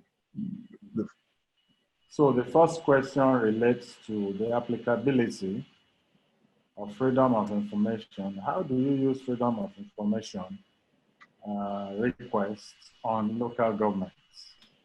Okay. On local governments. I thank you very much for the questions, and thanks to those who asked them. On the Freedom of Information Act, I had sort of conceded that part to others who would be speaking on it and focus more on my whistleblowing. I'm quite aware of the controversy as to whether the Freedom of Information Act applies to even to states. Some states have tried to sort of wriggle out, and of course I would expect that local governments will follow, and everybody in Nigeria will try to exempt itself as well, because scrutiny is not something human beings love, and especially in less transparent systems as our own. So my view on that is that the Freedom of Information Act is a federal law. It encompasses every part of Nigeria. I am also aware that some cases have gone to court, taken to court by states, and that those states have lost. Maybe things are still in an appeal stage now. I'm not able to advise on that, and I will be happy if any of the panel members can fill in for us. But the intention of the Freedom of Information Act, the purpose of it, is to apply to all to increase transparency across Nigeria.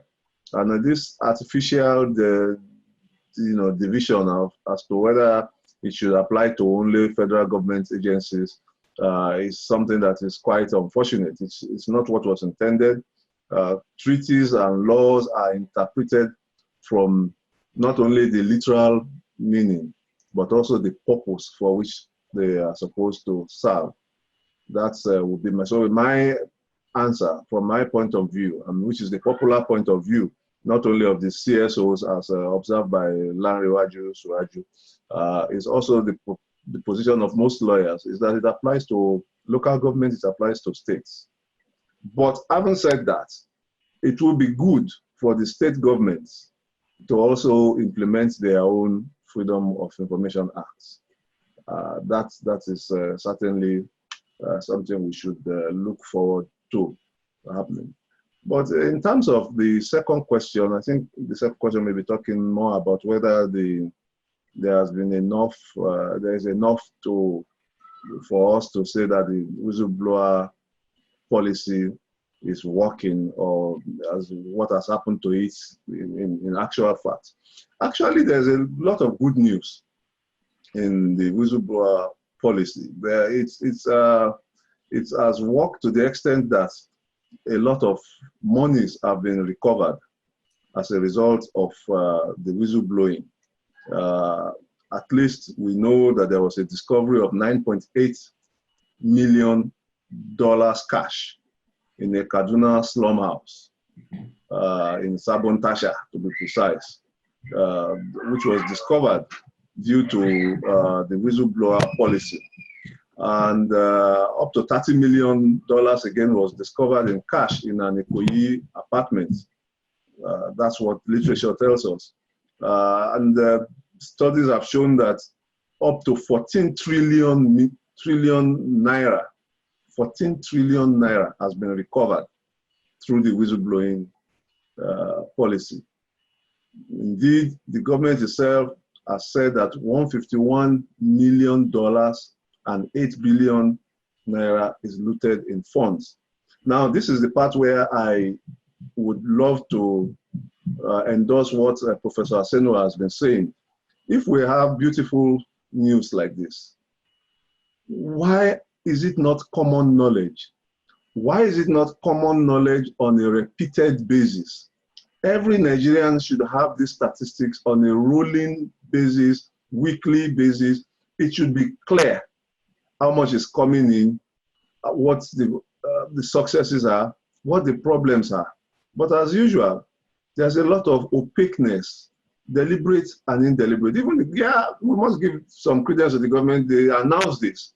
But do they keep telling us what the state of play is? The answer is no.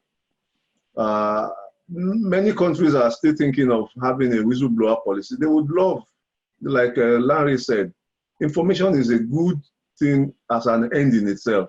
It's not only what you think people need it for. It may not just be the politicians that need this information. How about the researchers? How about history? Recording it down for history. These are reasons why yes, I endorse what my previous speakers have been saying, that more transparency, more about information management. Why is it, just like Prof said, that we don't know when the briefings will come? Is it that we don't have good examples? We of course know what the Americans are doing. We know what the British are doing. They speak every minute, every evening. Latest by 9 p.m. Somebody addresses the nation and tells us what is going on. The good news is that this problem is not breaking out with full ferocity in Nigeria. And we will never see it, putting on my superstitious religious hat, I pray we never see the extent to which this thing is wreaking havoc here. 27,000 people have died in the UK. I monitor as closely as I can the Nigerian one. I'm so happy that it is there, but we cannot be complacent. We cannot be complacent. We need to fine tune by observing best practice, and best practices says more transparency, more information to be given as soon as possible. I think those are the two responses I would have. Thank you very much. Now we are coming to the end of the program. I'm going to allow all the panelists a short 2 minutes each to come up with recommendations. But before that, 2 questions popped up just as we were talking, and one of them is quite important. If you look, the question says, if you look at the structure of the task force, they are a mixed bunch representing different sectors. And information from them, from that task force, has not always been consistent. And the questionnaire mentioned the issue of burials, for instance. How do you handle burials? And I have also monitored it, found that we have at least 3 different advisories from members of the PTF about to handle burials of COVID-19 victims. So do you have recommendations on how information management? It's one thing to say disseminate information, but if you don't manage information, you cause confusion. Instead of dissemination, you cause information confusion. And this person wants to know your views on that. You can take that in your general recommendations. And there's also someone who is saying that if the Freedom of Information Act is not applicable to all tiers of government, what of the open government partnership? How does that compare with the FOI Act? So let's start first with Professor Ashenora, your recommendations and probably closing words. Prof. Thank you very much, Mr. Moderator. I really appreciate the opportunity to have been part of this webinar, which has been very good at addressing issues in a more contextual way.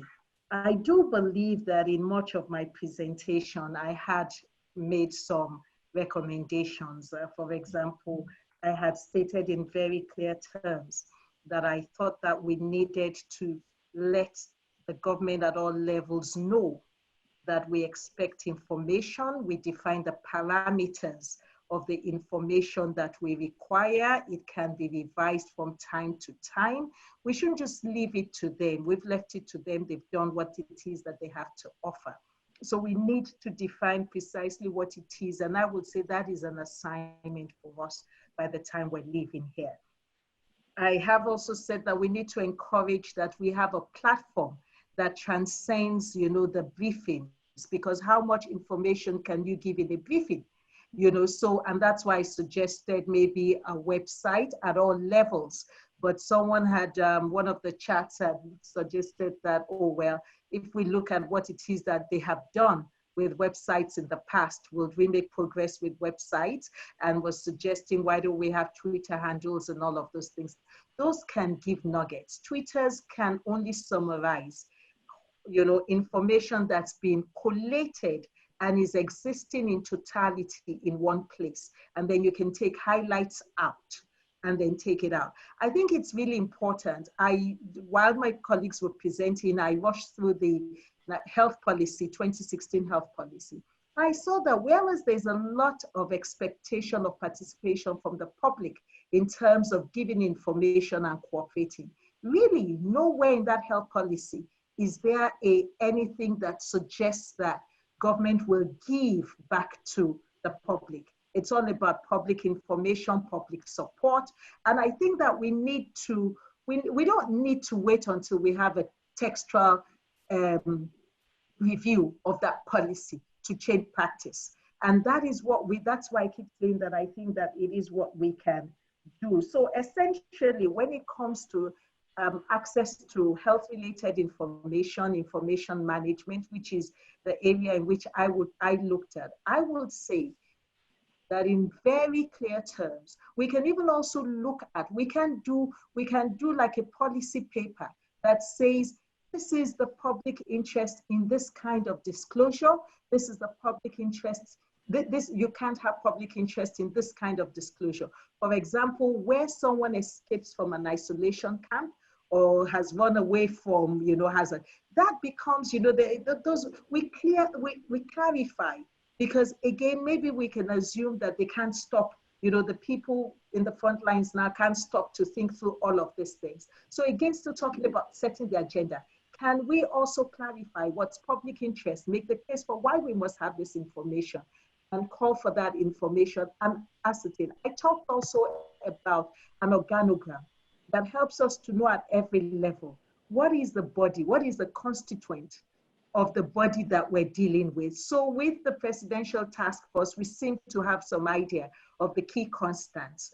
And at the state level, sometimes, maybe because all we see is on TV of other states. And that's why I say that we need to make it a national standard so that we can also learn best practices and we can see who did it better than the other. And so we need to push for what is a bit more comprehensive. National standards would be the third thing I would say.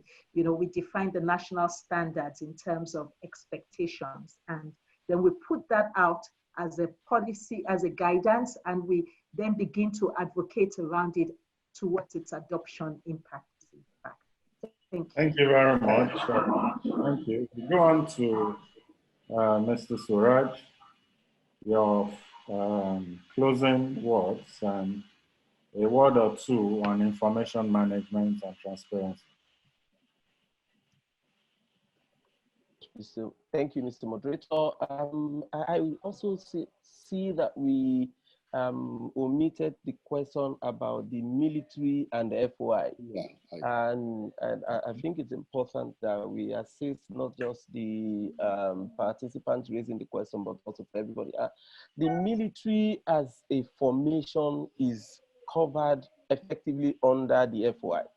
So the military is expected to give, in terms of even some of the operations, maybe invasion of community. I mean, not when insurgents is being fought, not where they are expected to disclose their military strategy for some of the operations, and not where you are also dealing with the national. I mean, some of that is what they use to hide some of the ones that are not even qualified as national security issues. They are the ones that are national security issues can always be exempted. But in terms of like the participant raised dealing with the military hospital questions, that is effectively covered under the FOI, and there's no exemption to the military in terms of financial or accounting and transparency. So the military is part of the government institution that is covered under the FOI Act. The other one that I heard is also dealing with the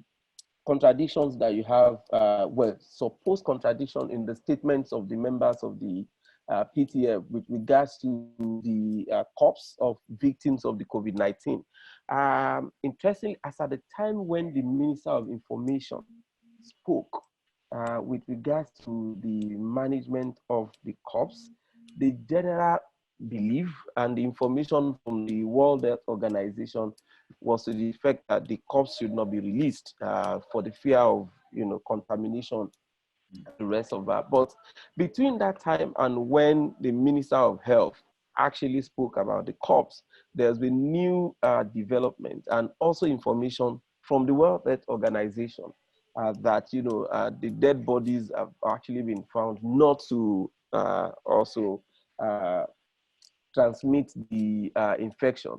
Unfortunately, because like we said, there's improper coordination with the PTF. It's just been operating like an ad hoc committee. It does not have a functional secretariat. It has not included non-state actors in its operations and information management. So for that reason, it's just been fumbling on issues. These are the things that are supposed to be information from the PTF and National Orientation Agency, not necessarily when questions are raised, but the moment the developments are coming up from the international bodies and other agencies to adequately inform the people. With FOI and open government partnership, yeah, it's interesting. Open government partnership is just a willingness on the part of government to commit to some arrangements. It is not of the same standard as the FOI Act, which is a law. And so for us, we should stress more on the law and getting them to obey the law than just also allowing some measure of, going down and be measuring them on some commitments that are just done out of free will. So open government partnership, very good, very, but the important ingredients for us to ensure transparency and accountability, and we can also have weave some of the intendments in the open government partnership under the FOI to ensure that we have a law that would support some of these pieces that we're contemplating. I think going forward, it's very important that our intervention is not just about bringing accountability, as much as it's also about promoting transparency. It is also about service delivery. So we don't need to wait till when the deeds are done or the crimes are committed before we now start asking them for accounts. So our engagement should be like one of the panelists said, from the conception stage to the design, to the implementation, to the evaluation and monitoring, and also to the report, because we need to ensure that the design and the palliatives that are designed for the people actually get to them ultimately. And it is just in the process that we should ensure the transfer. And I think part of what Professor Ashenu said, and I completely agree, is that we have just unfortunately conceded too many grants to the government. So under these circumstances, we should have by now even have our own shadow presidential task force or a national task force of the civil society and the media, where we can engage the presidential task force and government, provide alternative information, set the standard. It is not for them to determine what information that they will push out. It is for us to say these are the informations that are necessary. Lagos State government said it's going to start publishing and advertising, the contributors and donations received. It doesn't say anything about the expenditure. So for us, the next thing is to say, yes, we want to see who has contributed what, but what are you using it for? Those are the kind of engagement that will be very pertinent, and we must find a way to also bring the law enforcement and anti-corruption agencies on board in this. We need to get them to be part of the monitoring process so that they can have the information as first hand and interrogate what happens with what is being done. I thank you, Mr. Moderator. Thank you. Super. Maurice, your closing words. Yes, my apologies to the person who asked the military question. As Mr. Suraj just said, the military are covered. The main thing for me is let us revise the FOI to make it suitable for what it is intended to do. Because if FOI works very well and public officials know that they can be open to public scrutiny, it will reduce corruption. The benefits of having a fully and totally working FOI Act is key to our progress as a nation. Now, what are some of the things I would like to revise? I would like to revise, change the presumption.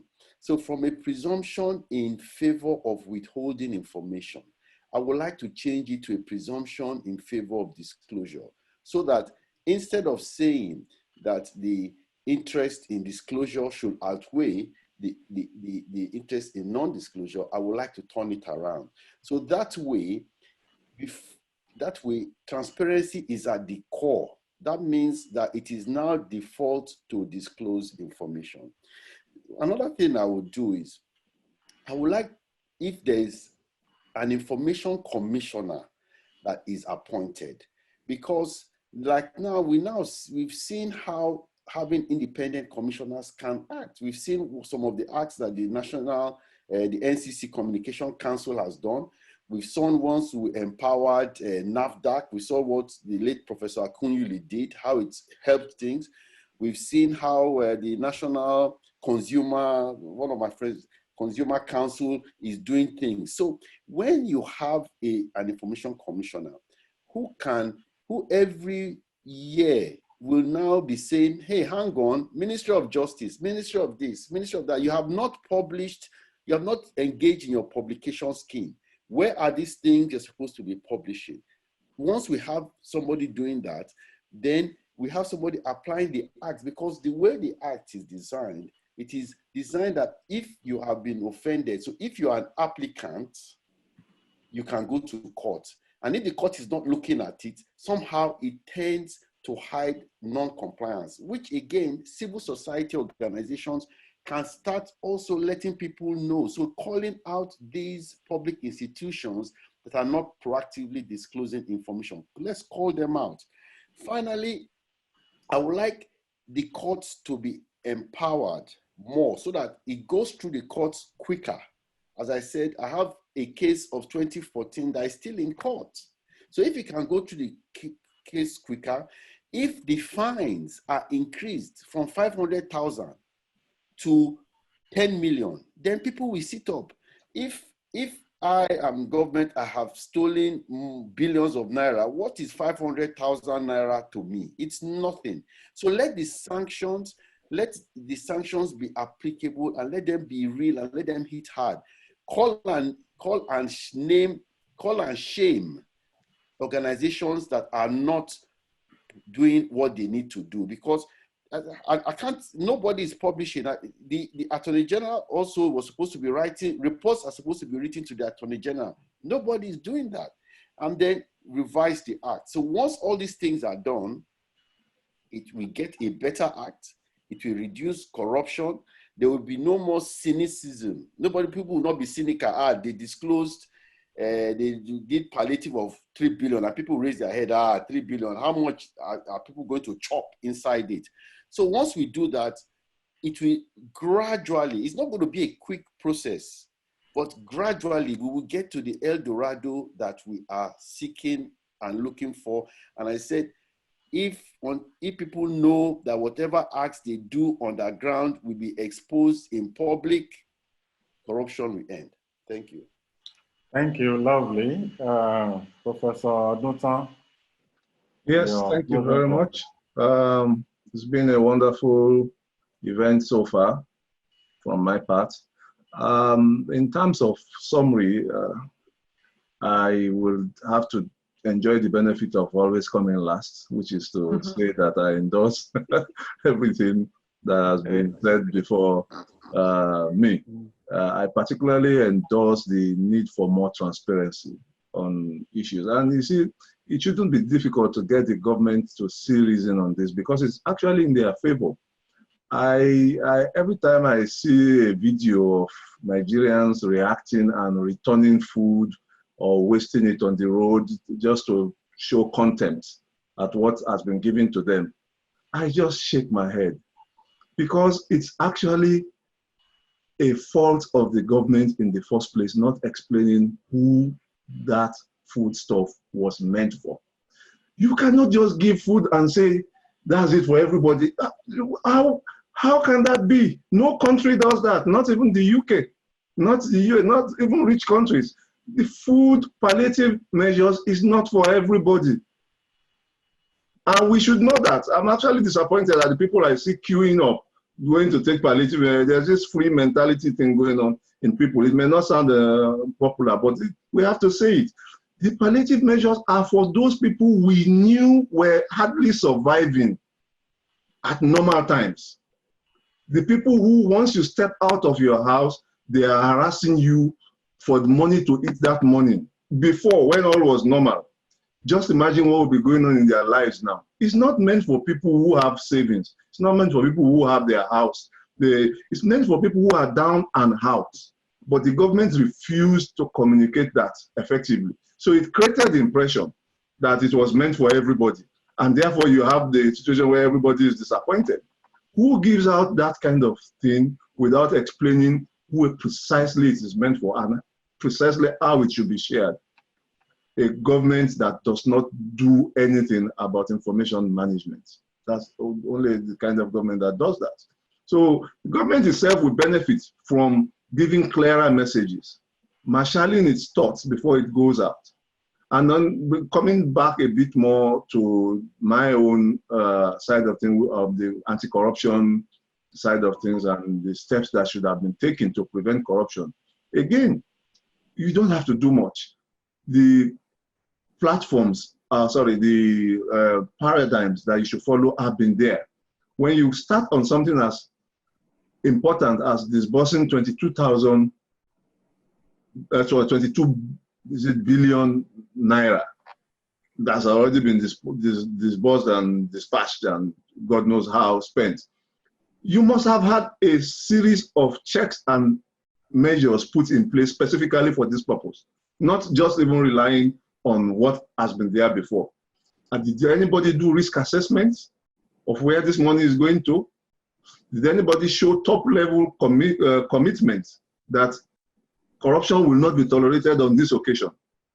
We know there's a general policy that corruption will not be tolerated in this government, but before you start disbursing out money so fast that you will have little chances of checking on, you need to scare a bit more people. You need to show top-level commitment. You need to show that somebody is in charge of compliance at the state level, at whatever level this money is going to be disbursed. Somebody is going to be checking compliance. Due diligence, have we done it? Practical, clear policies, that's obviously what we've been talking about. They are not there. They are not there for simple things as to burial. They are not there for complex things as to whether people will not steal money or not. Then, of course, we need effective implementation and we need monitoring. I would hope that if a government official is sitting amongst us or is able to listen in, that I would hope that the person will say, oh, no, no, no, it's just because you don't know. But I strongly suspect that that may not be the case. There is a bit of an urgency to things, and there was perhaps a sense of humanitarian intervention we have to do a lot now, but it doesn't exempt you from about 6 steps of making sure that bribery, corruption, embezzlement, fraud will not happen in this time. And again, it's all about transparency. To sum it all up, it's all about you and I. We are the Nigerians, we are the elites. It's not the boys that are in 1 million club. Those ones, they will listen to whatever standard we set for society. They have no choice. In fact, they want better standard. So we are the ones that should set the standard for Nigeria. And it's not just about talking. Talking is fine, it's beautiful. We have to do that, we are doing that. But we have to harass those who are not doing their job. And I'll leave that to our dear friend, Suraju, because I know he's very good at this harassment stuff. Thank you. Thank you very much. Thank you, Prof. Well, thank you for a very, very educative session. I'd like to thank on behalf of the organizers, HEDA, all our participants who have been very cooperative. I've attended meetings where people struggle to unmute themselves and cause all kinds of interruptions to proceedings. But the reverse has been the case here. I thank you very much also for the very, very searching questions that you have put to our panelists. For our panelists, we owe them much gratitude. We thank Professor Ashenua, who is actually the chair of HEDA now. I think HEDA must do something about information dissemination too. We thank you, Prof. Thank you very much for your time. And we thank Mr. Suraju for finding time to come out of the trenches, because we really don't know where you are now. But knowing you, you're probably in some remote part of Nigeria, monitoring something or the other. Thank you for finding time to be here. We're not taking it for granted that it's the organization powering the program. We know that your presence has been very, very useful. Maurice, thank you. You have really fought this battle for a long time. And apart from our own internal battles, you know, we hardly agree on most of your issues. I'm always quite humbled by the way you put your points, and to know that you haven't really changed from some of these views, warning advocates to be very careful and not to be over optimistic. So thank you for those salient points you brought to the table. Prof, thank you also. You must tell us the magic. You're growing younger by the years. You look younger over the years. I don't know what is happening. I know that it's certainly not because of that tea that you were taking earlier. Thank you for finding time to be with us. We thank the technicians, our back room. They have been wonderful, setting this up seamlessly. Took, I'm sure, a lot of their time. I'm going to ask Mr. Suraju to just chip in the closing remarks, and to also say that yes, this events has been recorded and it will be shared to all the participants. I have the authority of the organizers to share that information with you. Thank you. God bless you and God bless our land. Mr. Suraji. Thank you, Prof. I think because this is social distancing and it is virtual, so we won't be able to clap for you physically, but we can give the thumb up for very superb and effective moderation by Professor Deji Adekunle. We thank you very much. He's not just only a moderator; his organization also, Juritrust, was not just only a partner in the convocation of this webinar. It was also in the design of the process and also the context. So thank you very much to you and also to the organization as well. So, okay. Professor Dunta has creatively done a thumb up on the screen. Okay, it's very good. So thank you very much. And thank you for to all the participants for also spending the time. I can see we had over 60 or there about 70 participants, going in and out of the webinar. This has been a high opener for us, and we look forward to doing more of these. They are not just now, and we can strive to make it a regular event during the COVID and also beyond. But from our end, we can commit to ensuring that we build the necessary partnership for all stakeholders to ensure that we promote and entrench transparency, accountability, and good governance in the system. I thank you very much, and I wish everybody a very nice weekend and look forward to catching up with you in the future. Thank you very much. Thank you. Yeah. Thank you. Bye-bye. Bye. Bye.